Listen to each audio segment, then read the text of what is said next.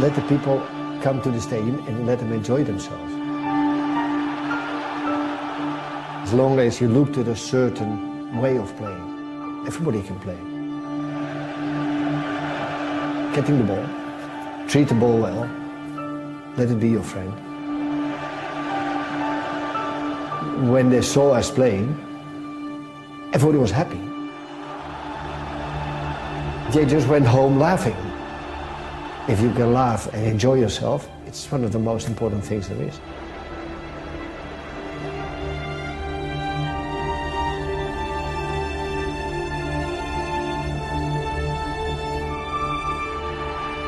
Johan Cruyff. He was football's enigma. Not only would he ghost past defenders like they weren't there, he would outwit them too. Like a mathematician on the field, he always managed to find another angle. There would always be another dimension to his play. He had the perfect combination of intelligence and skill.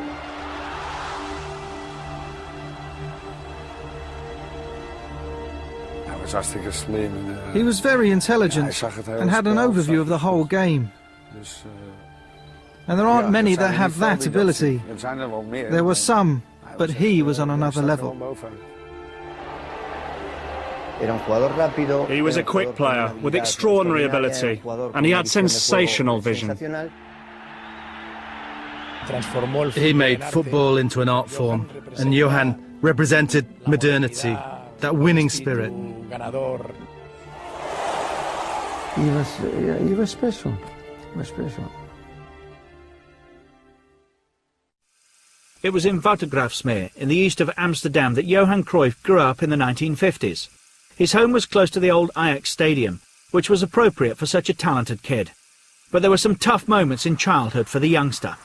My father died when I was 12, which means that my second father was taking care about the field of Ajax. My mother was working there, which means that, well, in between school times, from 12 to 2 or whatever, when you eat, you went there, which means it's, yeah, almost second home. He learned on the street, like me. You know, most of the players from Ajax, he come from the street. He lived 500 meters from the stadium. He was like a son from us. He was a real Amsterdam boy, you know. He was a real man of Amsterdam. Then I was on the field and he was behind. He shoot the ball back to the trainers and he was always running and playing with the little guys. He was a small friend of all the players, you know. They were older, they just guide me in the good things and in the bad things. When I had a good game and I talked a little too much, it was like, shut up or you'll find you. The youngster, though, was something of a prodigy. Cruyff made his debut at the age of 17, scoring in his first match and making a name for himself on equal terms with the men he'd once seen as father figures. They were players for the first team, and of course they were the idols of all the young players at that stage. But at the same time, I saw them every day. So when I went into the first team, everybody says, "Were you nervous?" I said, "Well, I wasn't nervous. I went in the dressing room all the time as a young kid. It was just so natural, so automatic." By 1966, Ajax were dominating the Dutch league. They won the Eredivisie with a little help from their young centre-forward, who got 25 goals in 23 games. Now, first of all, we had a good team at that time. There were some very good players, and I was quite, at that time, still quite selfish. I knew where I had to go. My control was very quick because that's what I had to do my whole life, otherwise I would never have come to the first team.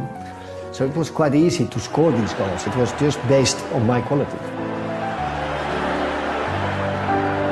He was fantastic. He was so smart. He knows where the ball is coming. He saw everything. And he can play on every place in the team. The 1960s were pioneering days for Ajax. Rinus Michels and his talented squad were developing a fluid style of play, a system that would become the celebrated total football. Shaki, deze jongen With a scholarly air, through method and precision, Michels became the master, commanding respect from his attentive pupils. En in mindere mate dus de competitie buiten enkele wedstrijd vraagt dus 2,5 kwartier geen seconde verslagen. And in Cruyff, Michels had the perfect player to put his ideas into action on the pitch. He was Ajax's star. But there were times when even Johan Cruyff was brought back down to earth. The trainer say no smoking, Michels. And we come from the training in the car and we drive 200 meters and he stopped with the car. And he make cigarettes and he smoked a cigarette after the training. We had to do some training in the woods, running, and I hated running. The second goalkeeper and myself, we were behind the tree, smoking a cigarette until they were coming by. And then one day we were just smoking and then the coach was behind the tree. So he said to me, next day was the day off, next day you've got to train because we can't accept that and all these sort of things. I was there on the place at 7 o'clock. Then the coach came in his car, in his pyjama. He said, it's too early, it's too cold, bye-bye. So he turned around, went home again. And I was there looking like a fool. Whatever went on behind the scenes in Amsterdam, Michels and Cruyff were going places. And in 1969, Ajax made it to the final of the European Cup, where they met AC Milan. We had to pass the first final of the European Cup. At that time was in Madrid against Milan. And we lost there. Not because we were worse, but the experience was not there. But you have to go through these mistakes. You had to learn from it. And then the great period started in '71. It was a bright London evening at Wembley Stadium, June the 2nd, 1971. It turned out to be the first defining moment for Johan Cruyff and his Ajax side. Keizer buitenom, zeer goed. Prachtig ingekopt is het doelpunt. Ja, ja. Een doelpunt van Dick van Dijk op het voorzet. Kruis. Heel handig het schot van Haan en het is een goal. 2-0 voor Ajax. 2-0 voor Ajax. Arie Haan. It was the beginning of the Ajax era, where the likes of Real Madrid and Benfica once ruled. European competition would now be dominated by a small club from the east of Amsterdam. Ajax at that time was still in their organization, an amateur club. I think maybe 10 or 20 persons were working there. You didn't have directors, you didn't have, no, there was a president. And then, yeah, people who did it in their spare time. A year on, in 1972, Ajax were preparing for another final, this time with a new coach, Stefan Kovacs, in charge. It was Ajax against Internazionale at the De Kuip Stadium in Rotterdam, and in the second half, Cruyff took the game to the Italians.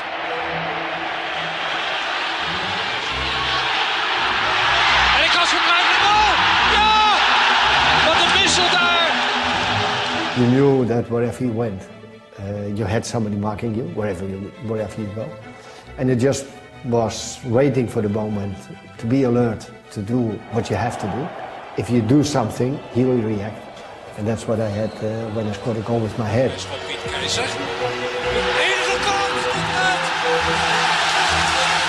Schitterend ingekopt. Cruyff, toch weer Cruyff. 2 goals from Cruyff brought Ajax their second European Cup. They were now in a period of phenomenal success, and there was never any doubting who was the jewel in the crown. Johan was echt een leider. Johan was a natural-born leader. He was the driving force of Ajax and our team. He always had that in him, and this was very important to Ajax. Was ook heel belangrijk voor Ajax. It was Johnny Rep who scored the goal in 1973 that beat Juventus in Belgrade. 3 in a row for Ajax and Johan Cruyff. It was a fantastic achievement because I think, I don't know, not a lot of clubs did it. So you came into a select group of clubs within Europe. I play 7-8 years with him, and we win 3 times the European Cup together. And he was the best. But this was to be the last time that Cruyff would hold the European Cup as a player. Despite the celebrations, there were problems behind the scenes, which meant that Ajax's star had to move on. from the club on, there was no discipline. From nobody, not from the president to the players, not from the players to the coach, not from the coach to this. It was a pity because I think they could have held a few more years. You can get angry, that's what I did, and tried to keep these things together, but it was almost impossible after these 3 cups. So in 1973, the European Player of the Year, the best player in the world at the time, chose to sign for Barcelona. For the locals, the arrival of Cruyff and the impact he had was as good as a miracle. When Johan arrived here in Barcelona, the club was going through, let's say, a strange period. Even though we were playing well and had good players, we weren't winning anything. But when Cruyff arrived, in the footballing sense, it was like the Big Bang, which really reactivated the team. The transformation was not to go back and have a look what happens. No, go out there and just try to win and win. Barcelona at that time had some good players, but they didn't think like that. And the moment they start thinking like that, it was a very good team.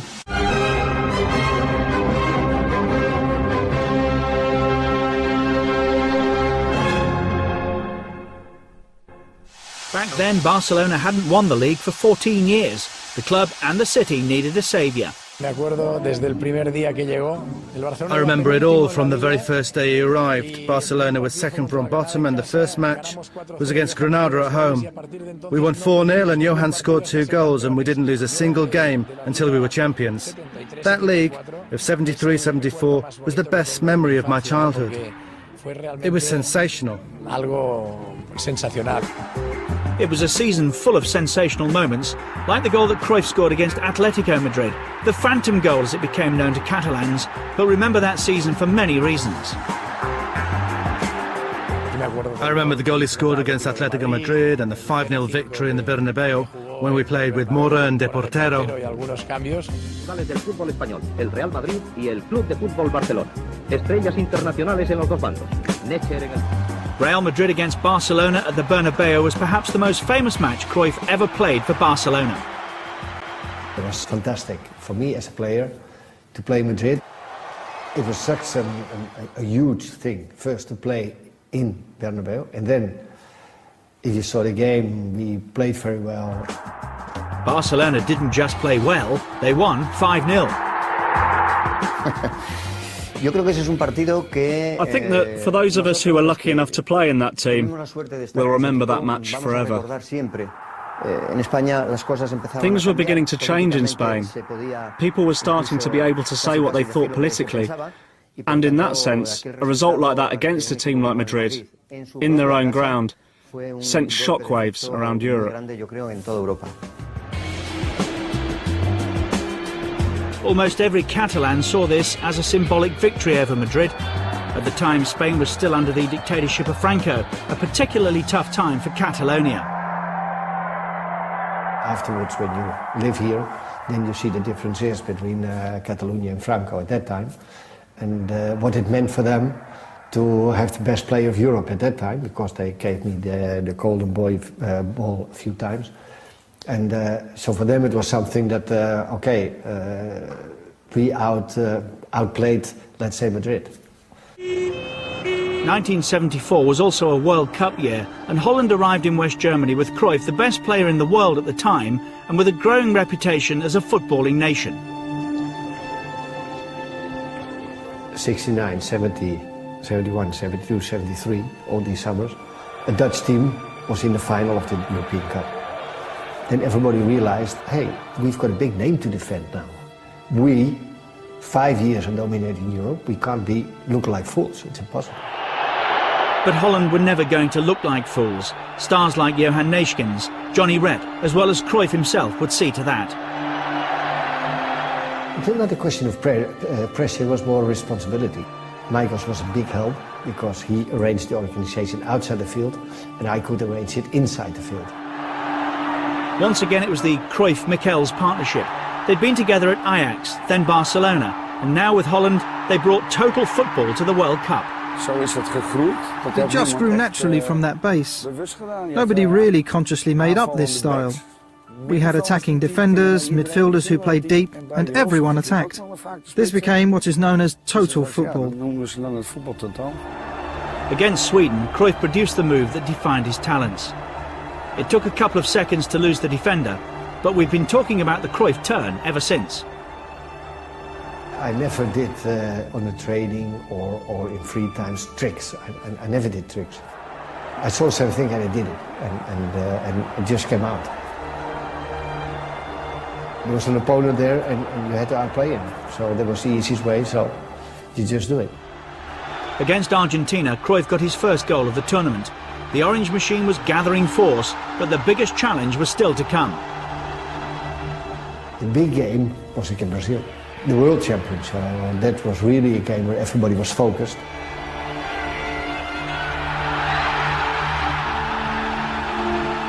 We didn't only outplay the Brazilians, but we outplayed them with the best football. We just played football which the world loved, and that against the Brazilians. After 65 minutes, Cruyff produced a clinical finish to another flamboyant Dutch move. Holland were in the final. They were to face the hosts, West Germany, but they arrived at Munich's Olympiastadion in confident mood. We knew we were much better. We were not afraid at all. It was an extraordinary start to a World Cup final. Cruyff picked up the ball and took on the German defence.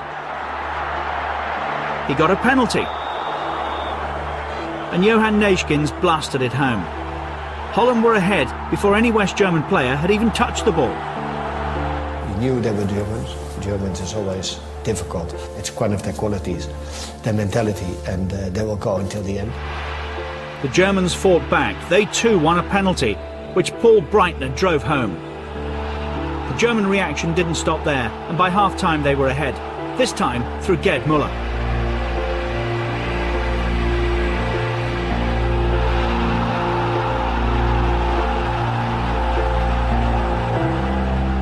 I think we played a little too confident, and we missed such a lot of chances. So we played quite well, but the details were not there, and you saw it in too many small, different details. And one of the things were scoring the goals. So Cruyff and his Dutch team that had captured the imagination of so many finished as the losing finalists.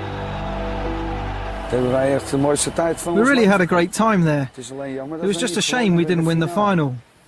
We kind of forgot we had to win, which was a shame. Yeah, but like I said, maybe we were too confident. Yeah, that's a good expression. That's very good.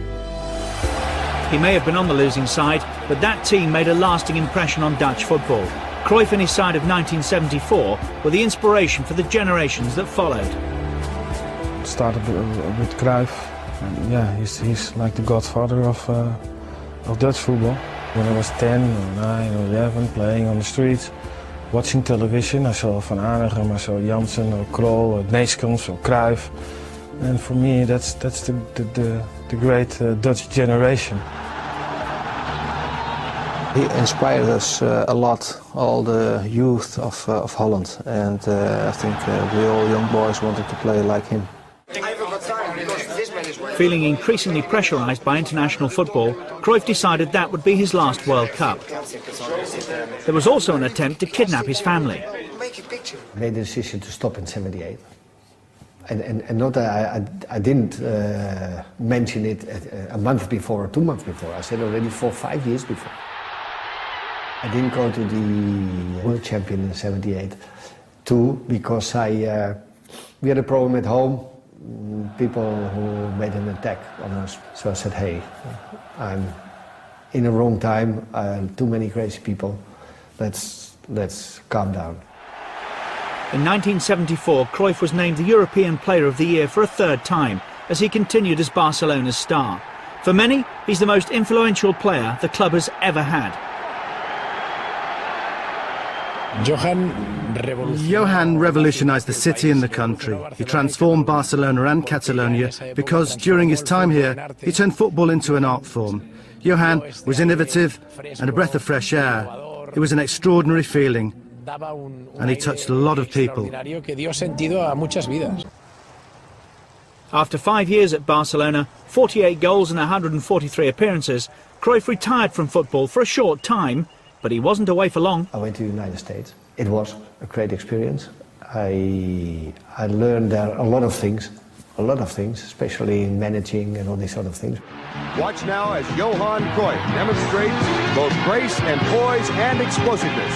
This poise and explosiveness from perhaps the greatest player active in the sport of soccer today. He cuts between defenders, goes to his left, and left puts the goal into the back of the net. They did. Thank you, Johan Cruyff and Chris Dangerfield. 5 of the 7 goals tonight, and good luck to you in the playoffs. Thanks very much. Okay, back to you, Tom. After spells with the Los Angeles Aztecs and the Washington Diplomats, Cruyff felt the time was right to head home. And he made a spectacular return for Ajax against Haarlem. There was a lot of skepticism in the way that he was. You know, he did have an age, and how was he going to be? And I think even the first half he did some, you know, he just made an unbelievable goal. And I think that was probably one of the moments where I was most proud of all, you know, because your classmates and everybody, you know, how is your father going to play? And when he put up that show, you know, it was for me an incredible moment. There were more incredible moments to come, including the famous pass from a penalty. He scored 14 goals, 36 games in his second Ajax spell. But perhaps the biggest surprise of all was when he put on the shirt of rivals Feyenoord and actually scored against his former team. Then as head coach back at Ajax, he won the European Cup Winners' Cup in 1987 with a goal from his protégé, Marco van Basten. And when he took the job as head coach at Barcelona, Cruyff's career had come full circle. It took some time, work and to be strong inside to achieve what we wanted to achieve. And it was just the way we played with Holland, the way we played with Ajax, and I thought you could have the possibilities here to do the same thing here, and that's what he achieved. Back at Barcelona, Cruyff put together a team that played football how he wanted the game to be played. They called it El Dream Team, and they even managed to beat Real Madrid 5-0 as well.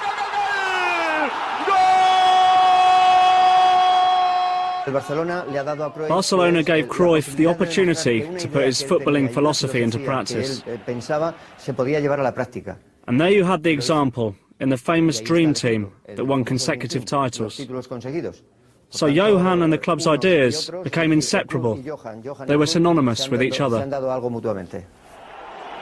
But perhaps Cruyff's finest achievement in all the years he's been associated with Barcelona was to win the European Cup in 1992. Ronald Koeman scored in a 1-0 win against Sampdoria at Wembley. It was a club which almost 100 years existed, never won it. And now you didn't only win it, but the way you won it. They don't talk about you, no, you won the game. No, we enjoy watching. And enjoy watching the games from Barcelona is much more important than only winning. Even now his life still revolves around sport. The Johan Cruyff Institute for Sports Studies has centres around the world helping athletes build their future careers. And the Cruyff Foundation helps kids who didn't have the chance to excel at sport. I was very happy myself, the things achieved. But if you see these kids and you see just don't see their handicap, but just watching their eyes, it's something so nice, so beautiful. I think I'm very fortunate that I can do something for these children. It all started on a football pitch in Amsterdam. But by the time that Cruyff had played his last game, he could be spoken about as one of the very greatest players of all time. I think he's one of those, you know, the legends whose name is always going to be spoken about with, you know, with the Pelés, the Maradonas. The rest of us, we're just mortals, you know. We come and we go.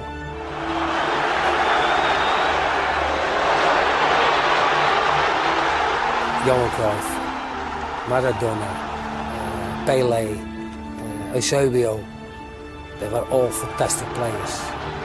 But yeah, Johan was the greatest.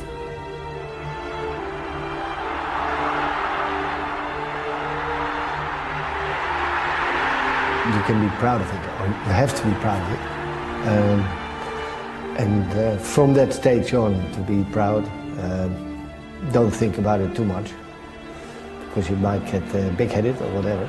But it's just that I had a fantastic career, where I enjoyed myself very much.